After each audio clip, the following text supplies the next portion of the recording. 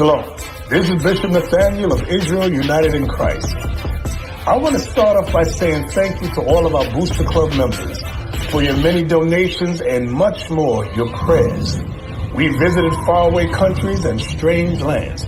We've even spoken to dignitaries and were detained for spreading the glorious gospel in Cuba. The truth is that the descendants of the 12 tribes of Israel were scattered throughout the world. Help us on our journey as we continue to raise up the nation of Israel. 12 tribes worldwide. Join or donate today. Shalom. Hey, brother. We're going over right now who God's enemies are real quick. Give me Deuteronomy 28, verse 68 real quick. Do you know who you are according to the Bible, brother? Look at that sign right there.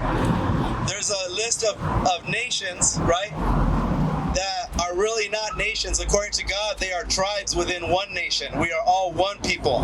The Israelites, according to the Bible, do you see your name on the right side of any of those categories there? There's Mexicans, there's blacks, there's Puerto Ricans, there's the blacks of Haiti and Jamaica. There's people from South America.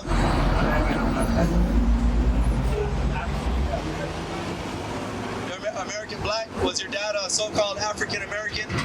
Okay, so we're teaching our people their true nationality according to the Bible. Your true nationality, your identity has to be brought back to your remembrance in these last days. That's a requirement. This is not religion. These are the laws of God. Something that they're not teaching in the churches. They'll never tell you this. Give me Deuteronomy 28, verse 15 real quick. Look at Deuteronomy 28, verse 15.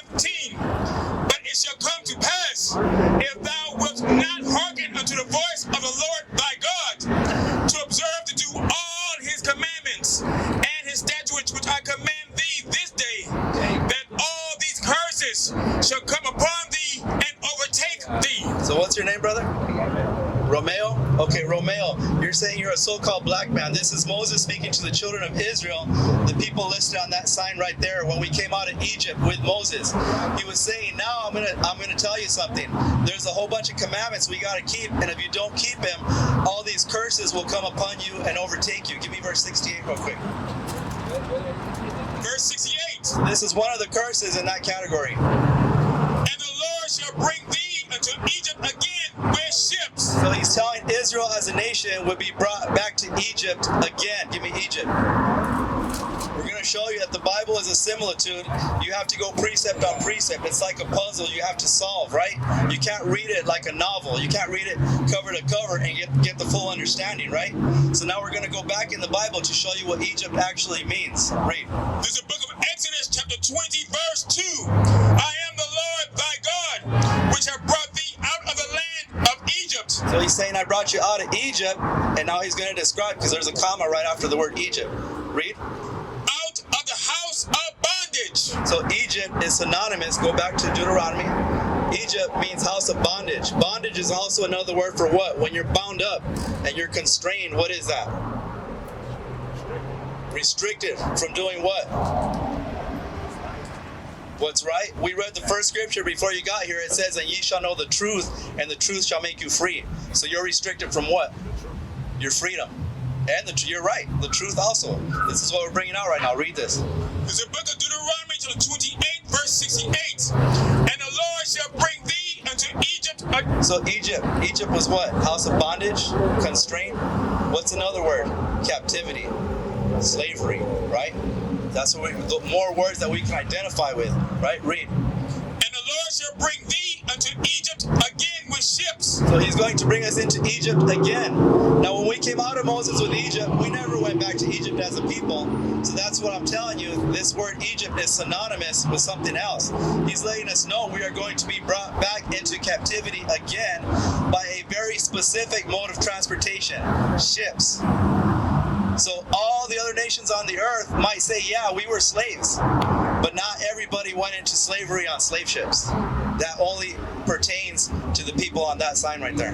Read. By the way whereof I spake unto thee. So there was a very specific way that the Most High let Moses see the future, and Moses was able to interpret it to us as a people when we were in the wilderness with him. Read. Thou shalt see no more So the it he's referring to is our homeland. We were not going to see our homeland again as a people. A few of us might go back to our homeland, you know, certain parts of Africa or Israel where we think we can identify with our past. But as a nation of people, we are not settled there right now. Read. And there ye shall be sold unto your enemies. So there, in that land, go back a little bit.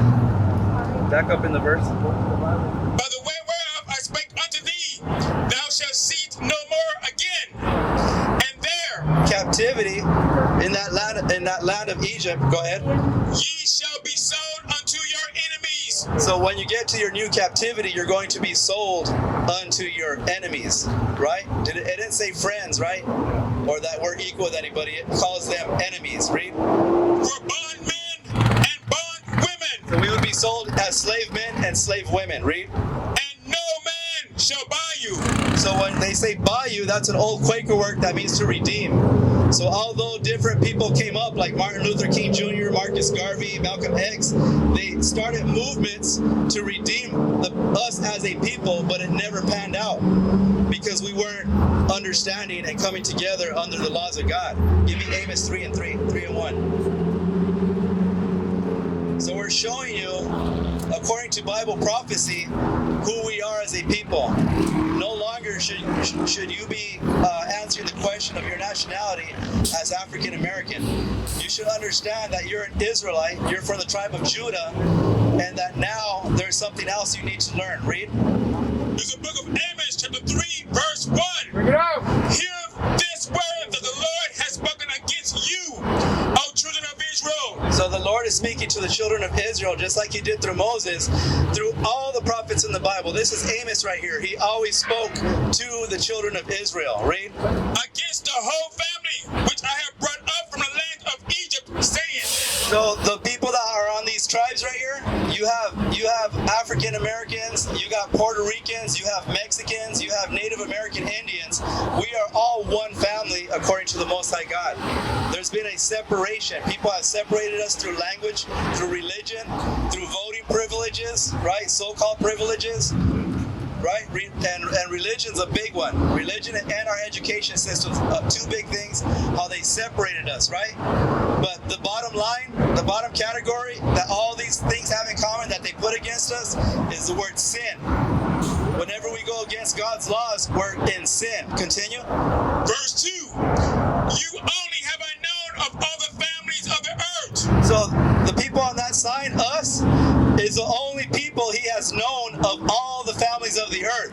He created everybody, but he only knows us. That's what he's telling us. Therefore, I will punish you for all your iniquities. So iniquities is another word for sin. Therefore, since I'm your daddy, I'm going to punish you. I'm not worried about those bastards. They're not my children. That is what he's saying in the spirit. Okay? Brother Romeo, right? Romeo? I know you got to get ready to go. Do you have any questions? I'm just like, we call ourselves, let me tell you his name. Let me tell you. Israel. Somebody Ben Israel? Yeah, we call ourselves Israel. Okay. There's a lot of brothers here that call themselves Ben Israel. It means son of... Okay, yeah. It means Ben Israel means son of Israel. It means that in these last days, we're going to take on our rightful names. We're going to start calling ourselves by the name Israel. When people at my job say, hey, aren't you Mexican? I just smile at them, right? Sometimes I gotta use wisdom, but if we get into a conversation where it's one of my own, I'm gonna let them know who I am and also who they are, okay? You got one more on your way out because there's a requirement. It's not just knowing, right? Now we're required to do something. Read.